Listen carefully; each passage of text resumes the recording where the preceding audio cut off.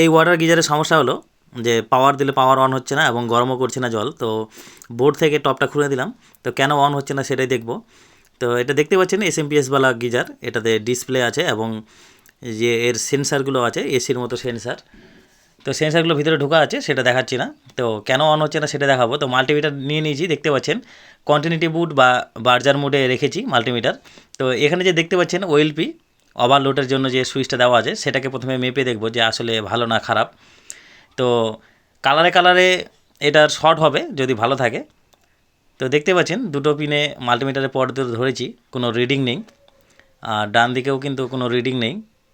তো এটাকে কী করব, এই ওভারলোড যে সুইচটা দেখছেন মিডিলে একটা ছোট্ট একটা পিনের মতো আছে, ওটাকে ভিতরের দিকে একবার পুশ করে দেবো, পুশ করে দেখব কাজ হয় কি না। তো পুশ করে দিয়েছি, এবার আরেকবার মেপে দেখব। তো মাল্টিমিটারে দেখতে পাচ্ছেন রিডিং দিচ্ছে, মানে ওএলপিটা এখন ঠিক হয়ে গেল। এখন পাওয়ার দিলে কিন্তু গিজারটা অন হবে, এটাই ছিল তার সমস্যা।